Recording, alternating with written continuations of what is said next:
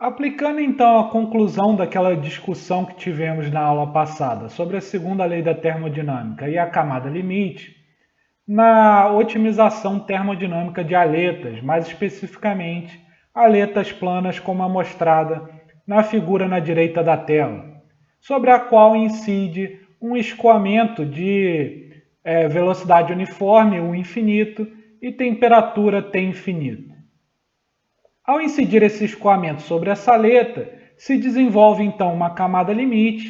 sobre os dois lados dessa aleta, que é indicada em pontilhado vermelho. Nós temos então uma aleta de comprimento L e, ao longo da direção paralela a essa face maior da aleta, nós temos aqui um eixo de coordenadas x. E, de maneira geral, a temperatura em cada uma dessas faces maiores da nossa aleta vai variar ao longo de x. A temperatura T0, que é essa temperatura da parede, portanto, de maneira geral, será uma função de x. O problema, então, que queremos resolver é o problema que, se nós tivermos uma carga térmica pré-definida, ou seja, tivermos uma necessidade de transferir uma determinada taxa de transferência de calor por unidade de largura, sendo a largura da aleta dada por W, que nós vamos chamar aqui essa razão entre a taxa de transferência de calor e a largura da aleta, nós vamos chamar de Q', né? Nós temos essa necessidade de transferir essa quantidade de calor por unidade de largura, dados a velocidade do escoamento incidente, U infinito, e a temperatura também do escoamento incidente, T infinito. O que nos leva então à pergunta de qual é o comprimento ótimo, o comprimento L ótimo para essa aleta nessa situação física com essa exigência de transferência de calor por unidade de largura. Para tanto, nós vamos utilizar então aquele método de minimização da taxa temporal de geração de entropia, na qual vamos utilizar uma hipótese para evitar justamente o uso de problemas conjugados, condução, convecção, que vai fugiria um pouco do escopo desse curso, né? Nós vamos assumir que o fluxo de calor nessa aleta ao longo de x é constante e vamos também considerar o caso que nós vimos anteriormente de número de Prandtl muito maior do que 1, o que associamos anteriormente com líquidos. Para essa situação, então, reconhecendo aqui que o infinito será aproximadamente constante ao longo de x, ao longo do comprimento da aleta, nós podemos utilizar essa expressão para a taxa temporal de geração de entropia que obtivemos na aula passada, sendo que a taxa de geração de entropia será igual a 1 sobre T infinito ao quadrado, vezes a integral ao longo da área do produto do fluxo de calor, que é duas linhas, pela diferença de temperatura T0 menos T infinito, somado então com 1 infinito dividido por T infinito, vezes a integral ao longo da área da tensão de cisalhamento tal, dA, né? Portanto, nós, aplicando a hipótese de fluxo de calor constante, podemos escrever que a taxa de geração de entropia vai ser igual a Q duas linhas, que é o fluxo de calor constante, que pode sair da integral, sobre T infinito ao quadrado. Aqui a integral ao longo da área será realizada ao longo das duas faces da aleta, a face 1, marcada agora, e a face 2. Portanto, nós vamos colocar o coeficiente 2 aqui, para poder integrar de 0 a L o T0 menos T infinito, W, a largura da aleta, dx, somado com duas vezes novamente, uma vez que também vamos integrar a tensão de cisalhamento ao longo da área dessas duas superfícies, 1 e 2, ou seja, duas vezes, o infinito sobre T infinito, vezes W, né? vezes a integral de 0 a L de tal dx. Nós podemos agora reconhecer a integral de 0 a L de tal dx como sendo meio de ρ1 infinito ao quadrado vezes L vezes o coeficiente de atrito médio CFM. Utilizando então esse fato e também reconhecendo T0 menos T infinito, lá da lei de resfriamento de Newton, como nada mais sendo do que a razão entre o fluxo de calor, que é duas linhas, e o coeficiente de transferência de calor, e também modificando essa razão, multiplicando por um fator, tanto no numerador quanto no denominador, um fator x sobre K, sendo K a condutividade do fluido, né? Obtendo então no denominador o número de Nusselt baseado em x, nós podemos então escrever a taxa de geração de entropia, na taxa temporal de geração de entropia, como sendo igual a 2 vezes o fluxo de calor elevado ao quadrado, dividido pela condutividade térmica multiplicada por T infinito ao quadrado, vezes a integral de 0 a L de x vezes o Nusselt baseado em x elevado a menos 1, vezes, aqui o w eu vou tirar da integral, dx, né, somado com ρ, o infinito ao cubo, vezes L, dividido por T infinito, vezes w, vezes o coeficiente de atrito médio. Rearranjando aquela expressão que acabamos de obter para a taxa temporal de geração de entropia, agora em termos da taxa de geração de entropia por unidade de largura W, nós obtemos então a expressão mostrada no topo da tela. Portanto, nós podemos pegar esse segundo termo da taxa de geração de entropia por unidade de largura, e multiplicá-lo e dividi-lo pela viscosidade dinâmica μ.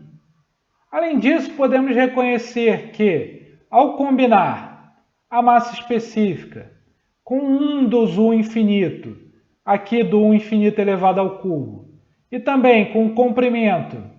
da placa L, tudo isso dividido pela viscosidade dinâmica que está no denominador, essa viscosidade dinâmica μ no denominador, nós podemos reconhecer que isso resulta em um Reynolds baseado no comprimento da placa L, no numerador dessa expressão. Além disso, nós podemos pegar aquelas correlações para o número de Nusselt baseado em x, para o caso de fluxo de calor constante e Prandtl muito maior do que 1, e também uma correlação para o coeficiente de atrito médio, como sendo igual para uma placa plana, igual a 1.328 vezes o Reynolds baseado no comprimento da placa, no comprimento da aleta, elevado a menos meio, substituindo então todas essas conclusões e correlações na taxa de geração de entropia por unidade de largura, obtemos que a taxa de geração de entropia por unidade de largura vai ser igual a, já calculando, 4.31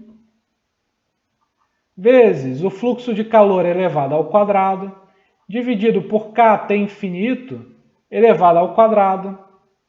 vezes a raiz de νi sobre 1 infinito, Prandtl elevado a menos 1/3, vezes a integral de 0 a L de x elevado a meio, somado com μ infinito ao quadrado, dividido por T infinito, tudo isso multiplicado por 1.328, Reynolds baseado no comprimento da aleta, elevado a meio. Nós podemos então executar essa integração aqui, que vai dar x elevado a 3 meios, dividido por 3 meios, O que é avaliado entre 0 e L vai ser L elevado a 3 meios vezes 2 terços, o que resulta em taxa de geração de entropia por unidade de largura vai ser igual a 2,874 vezes o fluxo de calor elevado ao quadrado dividido por kT infinito ao quadrado vezes a raiz de Ni sobre 1 infinito vezes o Prandtl elevado a menos 1 terço vezes o comprimento da placa plana, da aleta, portanto, o comprimento da placa elevado a 3 meios. Somado com 1,328, né? Mi, o infinito ao quadrado, dividido por T infinito, vezes o Reynolds baseado no comprimento da placa, elevado a meio. Nós podemos agora, então, multiplicar o primeiro termo e dividir por L elevado a meio. Ao combinar, então, L elevado a 3 meios com L elevado a meio, nós obtemos L elevado a 4 meios, que é L ao quadrado. E ao combinar raiz de Ni sobre o infinito com 1 sobre L elevado a meio, nós obtemos, então,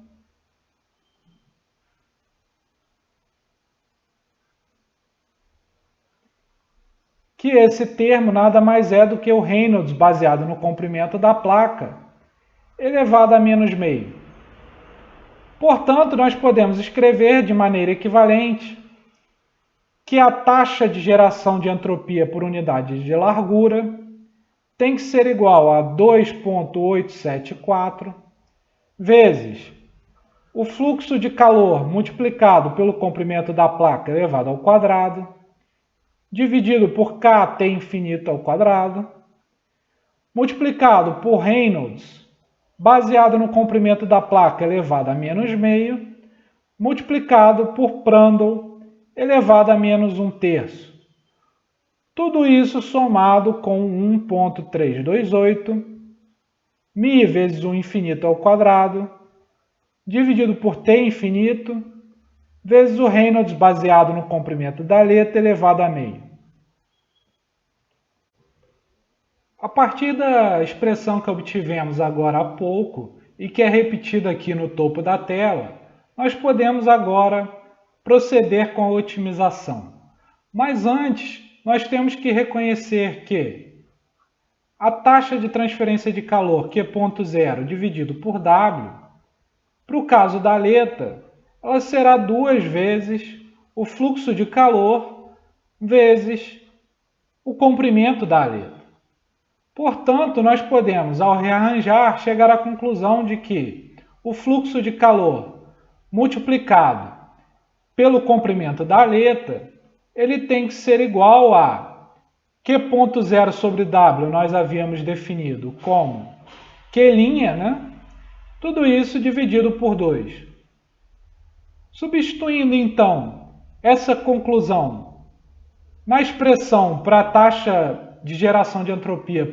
por unidade de largura, nós obtemos, então, que S.G dividido por W tem que ser igual a 0,718 vezes Q' elevado ao quadrado, dividido por kT infinito ao quadrado, multiplicado por Reynolds, baseado no comprimento da aleta elevado a menos meio, multiplicado por Prandtl, elevado a menos 1 terço,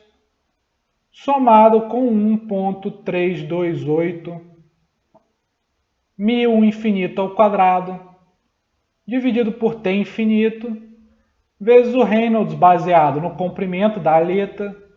elevado a meio. Nós temos agora uma expressão para a taxa de geração de entropia por unidade de largura, em que sempre temos uma constante, pelo menos de acordo com os dados do problema, uma vez que o Q' é uma carga térmica pré-definida, que nós temos que cumprir e que transferir, e também o infinito e o t infinito também são fixos, assim como a identidade do fluido que se está trabalhando. Dessa forma, nós temos que essa razão, essa taxa de geração de entropia por unidade de largura,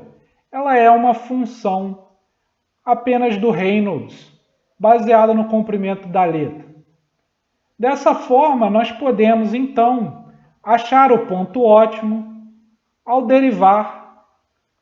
essa taxa de geração de entropia por unidade de largura em relação ao número de Reynolds baseado no comprimento da letra. O que resulta em menos 0,359 multiplicado por Q' elevado ao quadrado, dividido por Kt infinito ao quadrado,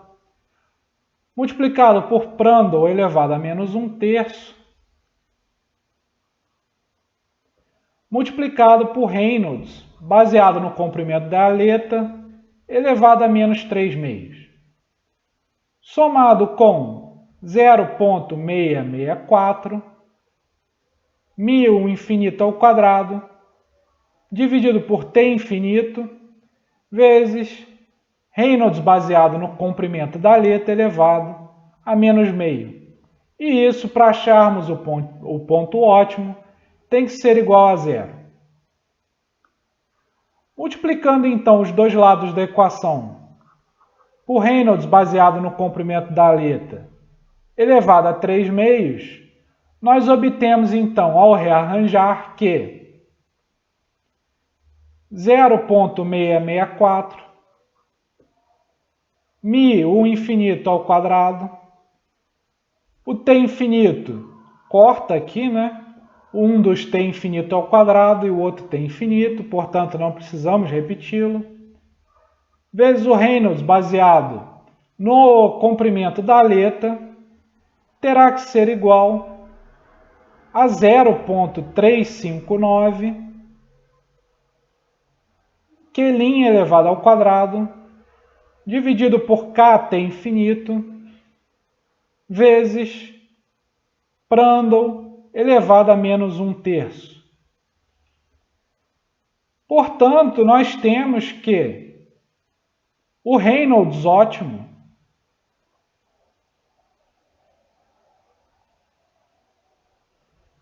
ele será igual a 0,541 vezes Q' elevado ao quadrado,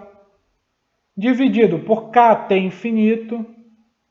vezes Prandtl elevado a menos 1/3, dividido por μ o infinito elevado ao quadrado.